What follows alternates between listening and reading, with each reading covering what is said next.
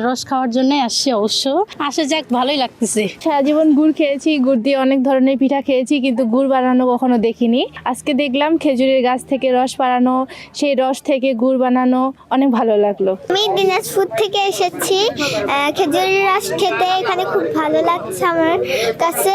আমরা আসছি হচ্ছে অনেক ভোরবেলা, আসে হচ্ছে খেজুরের রস সংগ্রহ করছি, খেজুরের রস খাইছি।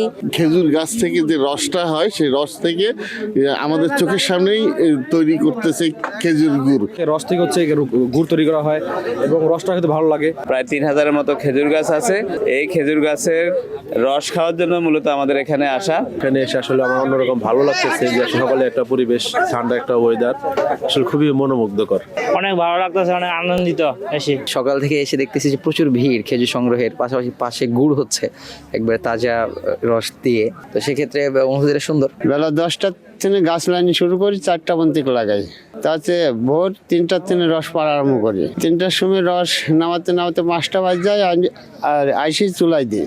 আমরা প্রথমে রস সংগ্রহ করি, সংগ্রহ করে চুলায় রাখার পরে যেগুলা মানে নেট দেওয়া আছে ওগুলো আমরা এই জায়গায় খাওয়ার জন্য সংরক্ষণ করি। রস বিক্রি করার পরে গুড় জাল দেওয়া হয়, জাল দেওয়ার পরে এখানে গুড় তৈরি করা হয়। চাহিদার তুলনায় লোক অনেক বেশি আসে, আমরা দিতে পারি না। এই গাছ আমরা যে অক্টোবরের মোটামুটি 15 থেকে শুরু করছি, গাছের ঝুড়া টুড়া কমপ্লিট দিয়ে এতে নভেম্বরের মোটামুটি এক সপ্তাহ যেতে রস শুরু হয়ে গেছে। শিয়া বাটার ও ভিটামিনে সমৃদ্ধ লিলি বিউটি সোপ, তারুণ্যময় উজ্জ্বল ত্বকের জন্য। রিমার্ক 4টা-5টা ডিস্ট্রিক্টের ভিতরে এই ঠাকুরগাঁও নারগুনে যে একটা বাগান তৈরি হয়েছে, খেজুরের বাগান, এই শিল্পটা আসলে ঠাকুরগাঁয়ের শুধু না, এই 4টা ডিস্ট্রিক্টের একটা ঐতিহ্য শিল্প।